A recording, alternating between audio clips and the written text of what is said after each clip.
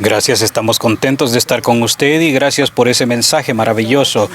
Al escuchar sus palabras han surgido un número de preguntas sobre las que queremos conversar.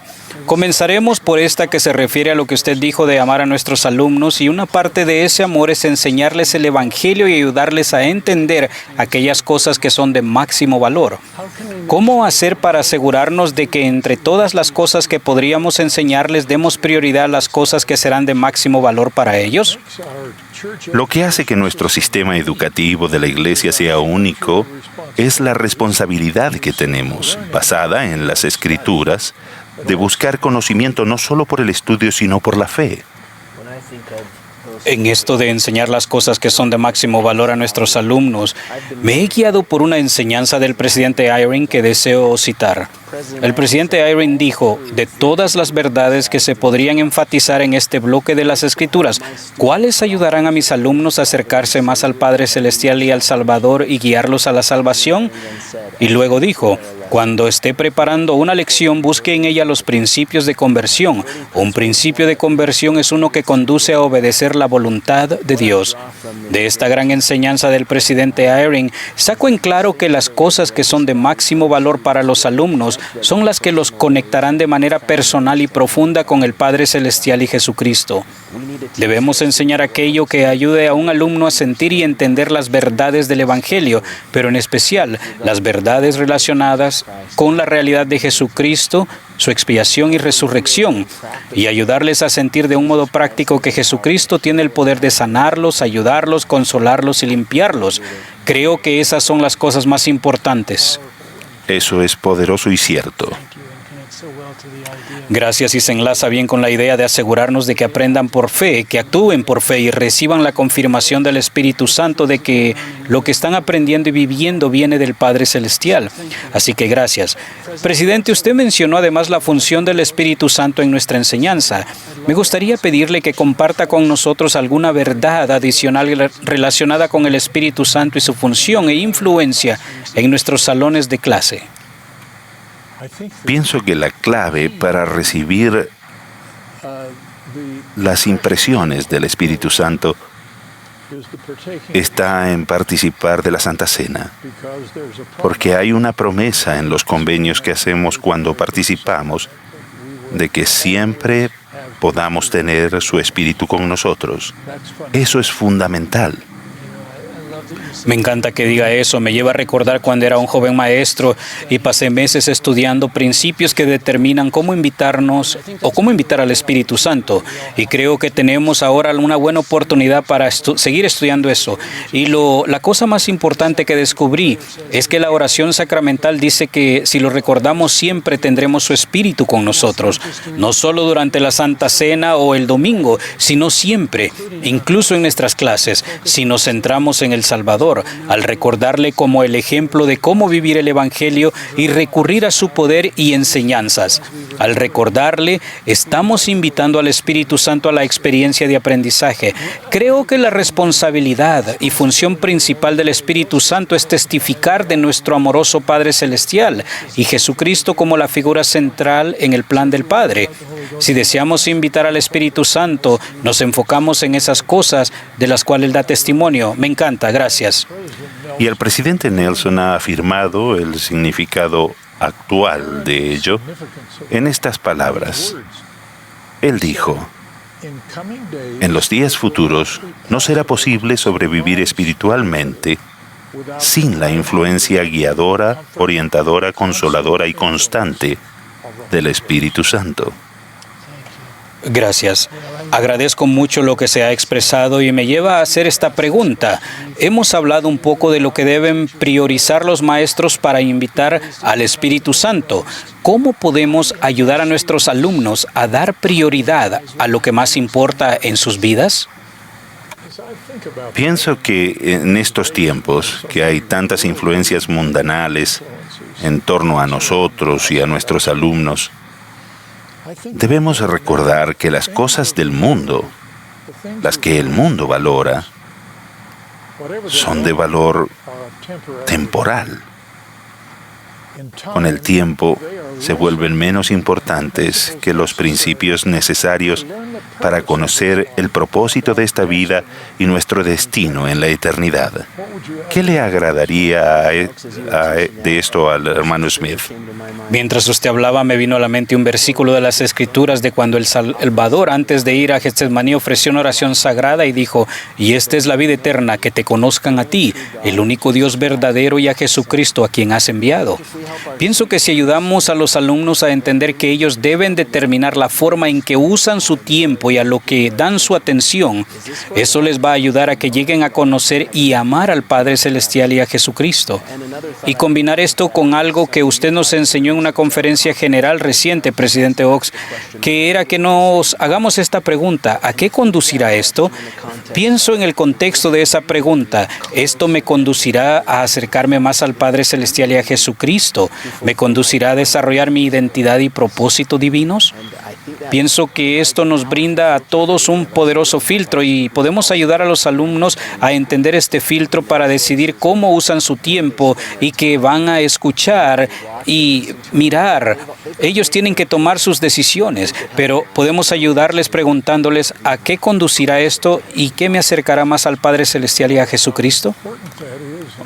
Cuán importante es eso y cuán primordial es que todos nuestros alumnos comprendan ese principio.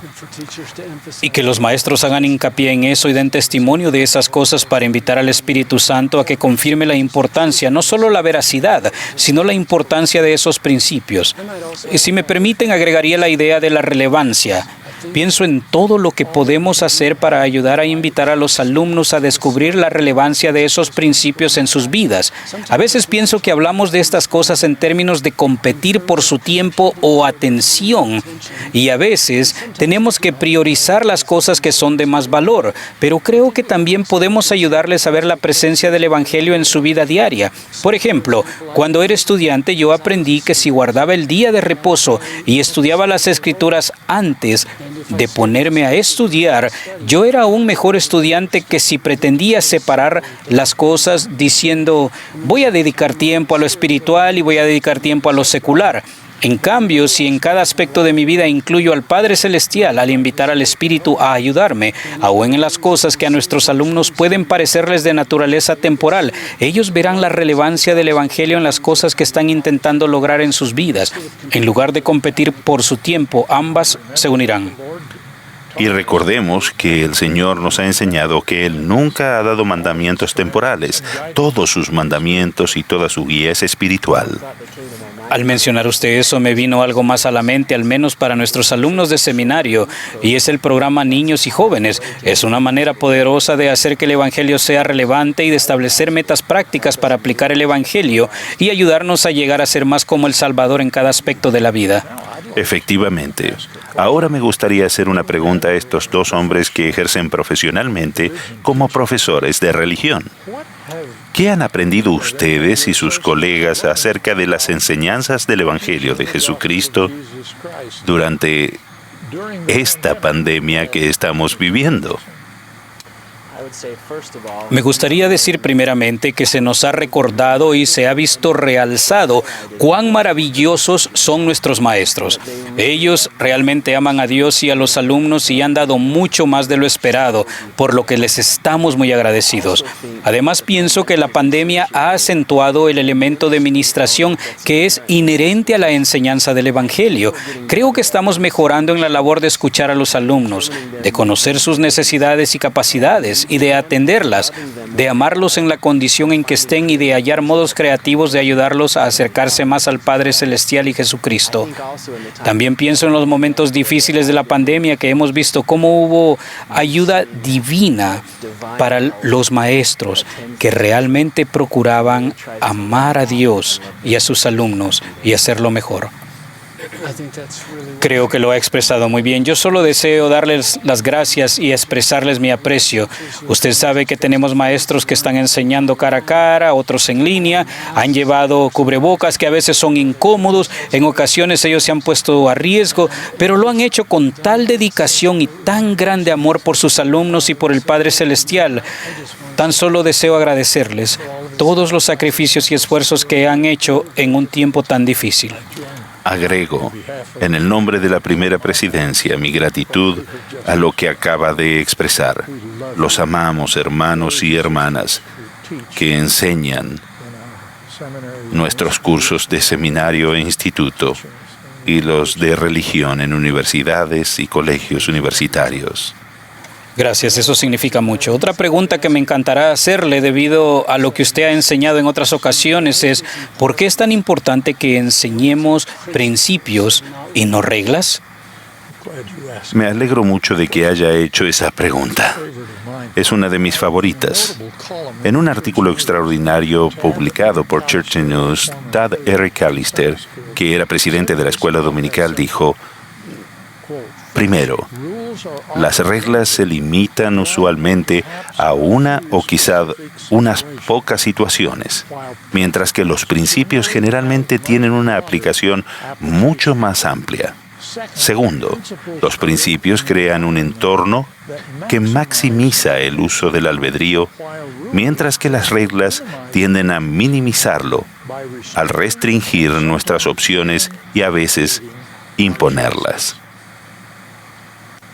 A esto me gustaría agregar que El Salvador reemplazó la ley de Moisés, que funcionaba por reglas, por la ley mayor de Cristo, que funciona por principios. El hermano Callister explicó ese principio de esta forma. Los principios son compatibles con la ley mayor, en tanto que las reglas lo son con la ley menor. Debemos centrarnos constantemente en enseñar principios doctrinales. ¿Por qué? Porque los principios tienen la mayor capacidad de elevarnos a las alturas celestiales y porque al final son los principios, no las reglas, las que nos regirán en el reino celestial. Aquí termina la cita. También aprecio ese beneficio adicional. Hace poco estuve con un grupo de maestros que me decían que en sus aulas parece que hay más. La palabra que usaron fue contención. Ahora los alumnos hacen más preguntas y tienen diferentes opiniones, percepciones de las cosas. Me encanta lo que nos ha dicho, porque al recordar esa conversación que tuve con ellos, me di cuenta de una manera de abordar esa situación es enseñando los principios del Evangelio en lugar de enseñar aplicaciones. Dado que ellos debaten las aplicaciones de acuerdo con sus circunstancias, hay que ir a la premisa, enseñar el plan de salvación, la doctrina de Cristo, los principios de su Evangelio y permitir la aplicación personal con la ayuda del Espíritu. Bien dicho. Pienso que esto es algo bien práctico y útil para lo que intentamos hacer, presidente. Gracias. Hermano Smith, ¿le gustaría agregar algo al respecto? Bueno, creo que esto se asemeja a lo que usted ha resaltado, hermano Webb. También cuando enseñamos un principio en lugar de una aplicación, invitamos al alumno a actuar como agente en el proceso de enseñanza, en su proceso de crecimiento. De modo que ellos toman un principio y pueden buscar revelación personal, estudiarlo más detenidamente y determinar los mejores pasos que darán para aplicar ese principio a su vida personal.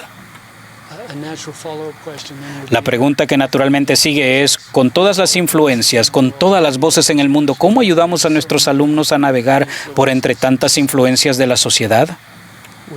Debemos entender que el diablo es el padre de las mentiras y un mentiroso desde el principio, como dicen las Escrituras. Su manera más ingeniosa de transmitir sus mentiras es mezclándolas con la verdad. De ese modo, entremezclando la verdad con mentiras atrae y contamina la búsqueda de las buenas personas. Por consiguiente, entre las cosas más preciadas que podemos tratar de aprender en la vida terrenal están las enseñanzas del Espíritu Santo, que nos permiten estar alertas y lo que es verdad y lo que no lo es. De un modo similar, al entremezclar la verdad con mentiras, el adversario también desplaza la verdad de su contexto eterno y de su lugar en el plan de Dios. Eso aumenta la posibilidad de que se aplique indebidamente una verdad o se malentienda. Por ejemplo, hace pocos minutos, presidente Oaks, usted nos enseñó claramente acerca del principio del amor y su lugar en el plan de Dios, la importancia de amar a Dios y a nuestro prójimo y que el amor es la motivación real por la que el Padre Celestial desea prepararnos para la vida eterna. la cual sabemos que es el máximo de todos los dones de Dios. Y es nuestro amor por Dios lo que nos invita a amar desinteresadamente y a servir a los demás.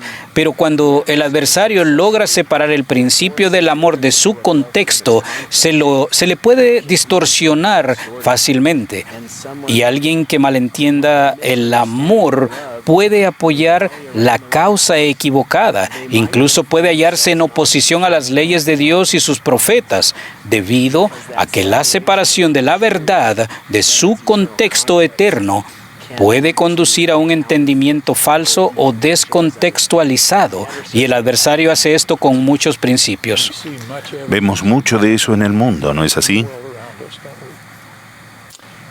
Hermano Webb, ¿cuál sería la mejor forma en que ustedes, los maestros, pueden abordar las inquietudes actuales de sus alumnos relacionadas con aspectos perturbadores de la historia de la Iglesia, temas de LGTB, cuestiones sobre cómo vivir bajo los controles gubernamentales derivados de la pandemia, etc.? Los temas son infinitos. ¿Cuál sería la mejor forma de abordar esas inquietudes en el contexto de nuestras clases de religión? Una excelente pregunta, y es algo a lo que los maestros se enfrentan constantemente. Comenzaré diciendo que me encanta que el apóstol Pablo nos enseñó a enseñar o a hablar la verdad en amor. Debemos enseñar el Evangelio, desde luego. Debemos enseñar las Escrituras y las enseñanzas de los profetas modernos. Debemos enseñar la verdad.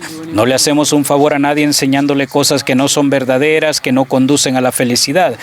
Pero la otra parte de esto, y pienso que es muy importante, es que él diga que hay que hacerlo en amor, como usted lo ha mencionado esta noche. Pienso que sería importante empezar por las relaciones interpersonales. Se han realizado muchas investigaciones que nos demuestran que el aprendizaje de los alumnos depende mucho de las relaciones interpersonales. Para mí, esas relaciones comienzan con maestros dispuestos a escuchar, que estén realmente dispuestos a entender a los alumnos y sus circunstancias, y a tener empatía para tratar de entender sus necesidades. Pienso que también es importante reconocer que cada uno tiene algo que contribuir, que nosotros valoramos, que nos necesitamos unos a otros y las experiencias de cada quien para poder aprender. Hay mucho que se puede decir en cuanto a esta pregunta, y me encanta la pregunta, pero para mí se trata de hablar la verdad con amor, lo que se traduce en relaciones que ayudan a las personas a confiar y aprender juntos, y a invitar al Espíritu Santo a la experiencia. Lo que ha dicho acerca de las relaciones interpersonales me hizo recordar el maravilloso discurso del presidente general de los hombres jóvenes, Stephen J. Land, en la reciente conferencia de BYU para mujeres.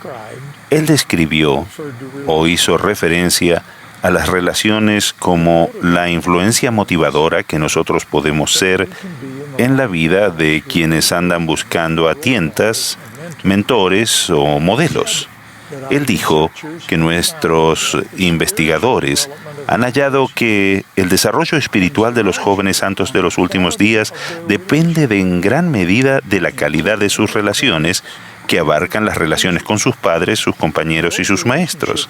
Y esas relaciones con los líderes se desarrollan mejor en las clases de seminario, escuela dominical y quórum, donde ellos llegarán a respetar y amar a sus líderes y a sus amigos santos. Concluyo que todo esto contribuye como un respaldo impresionante a la importancia de que los maestros amen a sus alumnos y trabajen con ellos. La confianza que así se genera será una influencia mentora que los fortalecerá. Gracias. Pienso que eso es fundamental para lo que estamos intentando lograr, establecer la relación, y como usted acaba de compartir con nosotros, podemos hacer algunas cosas en seminario para ayudarles a fortalecer otras relaciones.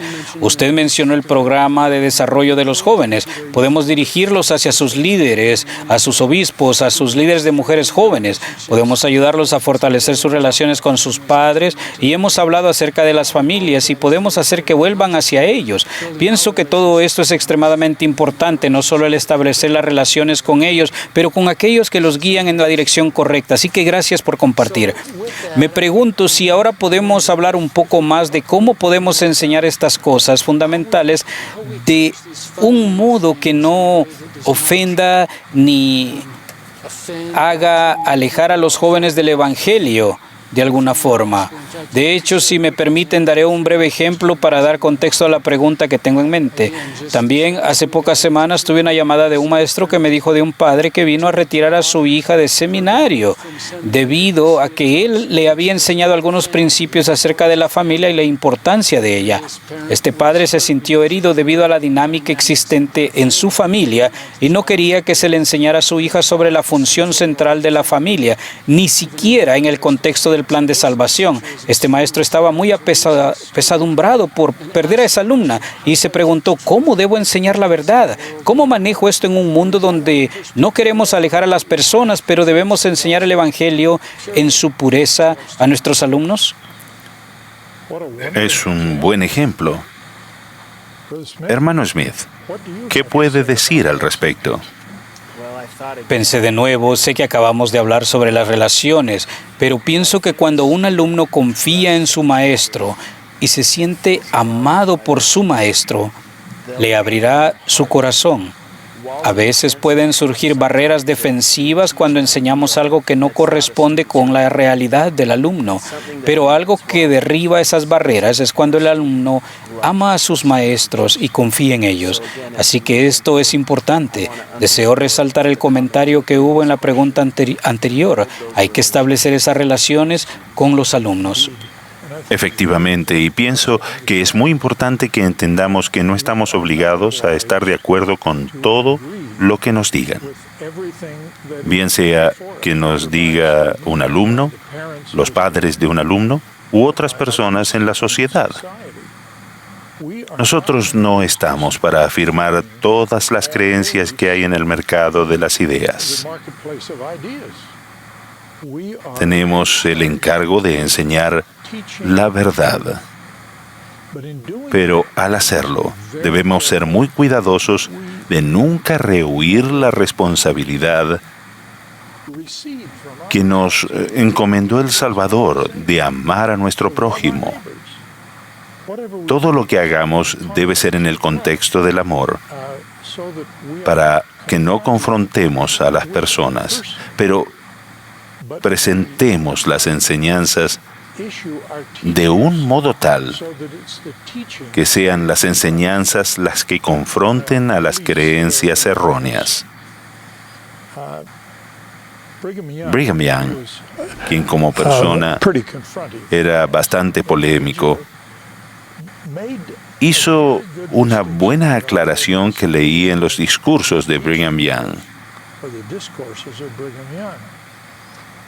En uno de sus discursos él dijo, nunca ha alterado mis sentimientos hacia persona alguna, sea hombre o mujer, el hecho de que ella piense o no como yo. ¿Pueden ustedes vivir como vecinos míos?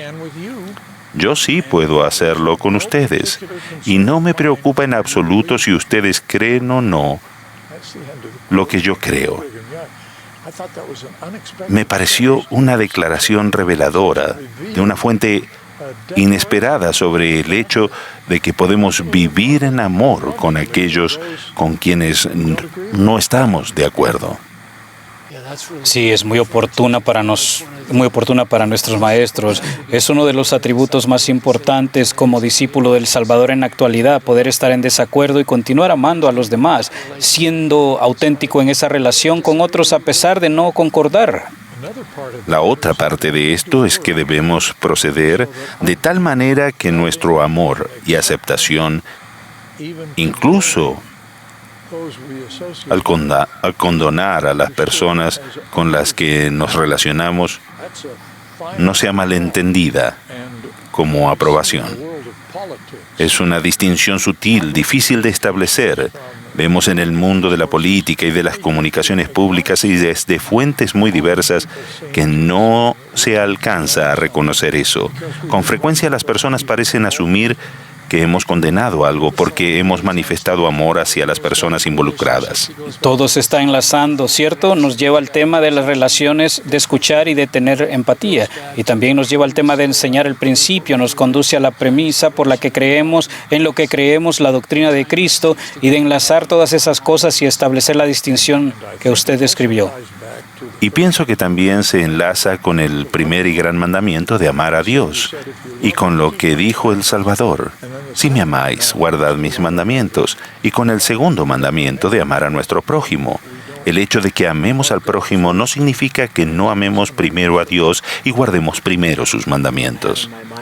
Gracias. Yo visualizo en mi mente un salón de clases con un maestro que enseña la verdad con amor y defiende la doctrina de Cristo con valor. Pero además ama a sus alumnos y estos se sienten a salvo y confían en el maestro y lo aman. Quizás haya un alumno que no esté de acuerdo con un elemento de la doctrina de Cristo, o probablemente sea mejor decir un principio, pero aún así asiste a la clase y siguen viniendo a seminario e instituto porque se sienten seguros y pueden desarrollar la fe en Cristo en ese entorno. Creo que estamos hablando de gran importancia en ese equilibrio del que hemos descrito, defender la verdad y amar a los que no estén de acuerdo con la verdad, de modo que sea en un salón de clases, en seminario e instituto. Siento que debo decir que aquellos de nuestra audiencia que están relacionados con instituto o que enseñan religión en universidades y colegios universitarios tienen un desafío mayor con este tema en particular, ya que tienen estudiantes más maduros en la clase que son más dados a pensar por sí mismos y a ser polémicos que los alumnos de seminario, por ejemplo. Pero los principios son los mismos. La aplicación difiere un poco de acuerdo con el entorno y la madurez de las personas individuales, pero los principios son los mismos que hemos estado analizando. Gracias. Aquí hay una pregunta que cambia el tema un poco, pero que es muy relevante en nuestros días. ¿Cómo podemos persuadir a nuestros alumnos a dejar de lado sus teléfonos celulares durante el tiempo en que intentamos enseñarles? Es una buena pregunta y se relaciona con la confrontación y los desacuerdos en la clase, porque en ocasiones eso es lo que se genera, ¿cierto, hermano Smith? Sí, creo que ciertamente hay momentos en el entorno de aprendizaje en lo que los alumnos necesitan desconectarse y dejar al lado sus teléfonos. Creo que lo que más los ayudará a hacerlo será que se involucren en la enseñanza y sea radiante. El presidente Ballard en una ocasión nos dijo que nos aseguráramos de que nuestra enseñanza sea radiante y atractiva. También creo que hay ocasiones en que podemos invitar a los alumnos a usar sus teléfonos en la experiencia de aprendizaje, contando con los recursos existentes en la iglesiadejesucristo.org y la aplicación Biblioteca del Evangelio. Les podemos invitar a ellos a que se involucren en esta experiencia para poder edificar la fe y la experiencia de aprendizaje. Y creo que esto puede ser una bendición, puede ejercer un impacto positivo en ellos, que comenzarán a ver sus dispositivos como algo más que un dispositivo para juegos o redes sociales o una fuente de tentaciones, y pueden aprender que a veces ese mismo dispositivo puede ser usado para edificar la fe en Cristo. Creo que eso requerirá de inspiración por parte del maestro y equilibrio, pero creo que el Señor nos podría ayudar a encontrar oportunidades de edificar la fe a través del uso de dispositivos y obviamente ocasiones en que sea necesario que lo apaguen. Su sugerencia de que no seamos hostiles hacia el uso de los teléfonos celulares me hizo recordar una ocasión hace 10 o 15 años que entré a una clase de escuela dominical de jóvenes de edad de seminarios y fui con una actitud de hostilidad hacia los teléfonos celulares. Mas cuando miré a mi alrededor en la clase me di cuenta de que eran una docena de alumnos y solo había un volumen impreso de escrituras en todo el salón. Todos estaban leyendo las escrituras y siguiendo la lección en sus teléfonos. Ahí comencé a entender que no era un asunto de prohibir, sino de equilibrar. Bien dicho, gracias. Bueno, presidente, hemos disfrutado de estar con usted. Gracias por sus consejos que nos dio hoy. Nos preguntamos si podríamos tomar un minuto. Y hermano Smith, si usted pudiera ser el primero en compartir alguna expresión de testimonio, luego yo tendré el placer de hacerlo también y le dejaremos a usted el tiempo que desee. Gracias. Cuando pienso en la oportunidad sagrada que tenemos de enseñar a los jóvenes y a los jóvenes adultos de la Iglesia y a los de nuestras instituciones del CEI, recuerdo una enseñanza de nuestro querido profeta, el presidente Nelson. Él dijo, muchos de los espíritus más nobles, quizás su mejor equipo, fueron enviados a la tierra en este preciso momento. Ellos están entre lo mejor que el Señor jamás ha enviado a este mundo. Y deseo compartir mi convicción de que los jóvenes con los que tenemos la oportunidad de interactuar son exactamente lo que los profetas de Dios nos enseñan que son. Y cuán sagrado es el privilegio que tenemos de testificarles de la realidad de Jesucristo, su expiación y resurrección. Yo testifico hoy de la realidad de la expiación y resurrección de Jesucristo, que esta es su iglesia, que nos dirigen profetas, videntes y reveladores vivientes, y que estamos consagrados a su causa al enseñar a los jóvenes de los últimos días. Y dejo este testimonio en el nombre de Jesucristo. Amén. Amén. También me gustaría agregar mi testimonio de la realidad de nuestro amoroso Padre Celestial y de Jesucristo como el Salvador y Redentor del mundo, y que esta es su iglesia y reino sobre la tierra. Me siento agradecido de dedicar cada día de mi vida a testificar de Él y a enseñar a las personas su evangelio. Estoy agradecido a aquellos que me enseñaron y bendijeron con su fe y testimonios del Salvador, y agradezco ser parte de esta obra junto a ustedes en la enseñanza del Evangelio restaurado. Y decir que cuando pienso en el amor del Padre Celestial, hablamos a menudo de cuánto ama el Padre Celestial a nuestros alumnos, pero deseo agregar que yo sé que nuestro Padre Celestial los ama a ustedes, que Él está agradecido de que ustedes deseen dedicar sus vidas a enseñar a sus hijos y que Él ama a sus familias. Que conforme ustedes sigan sirviendo fielmente en la enseñanza de sus hijos, Él los bendecirá a ustedes y sus familias, al tiempo que ustedes bendicen a sus hijos por medio de sus testimonios y enseñanzas. Gracias por lo que hacen. En el nombre de Jesucristo. Amén. Amén. Yo agrego mi testimonio a los dados por estos maravillosos siervos del Señor. Yo testifico del Padre y del Hijo, por el poder del Espíritu Santo, que esta es su obra y que ustedes son sus siervos y compañeros en la enseñanza del Evangelio de Jesucristo. Invoco las bendiciones del cielo sobre ustedes mientras sirven al Señor y a medida que avanzan junto con sus familias hacia el destino que Dios ha prescrito para sus hijos dignos, la vida eterna. Y lo hago en el nombre de Jesucristo. Amén.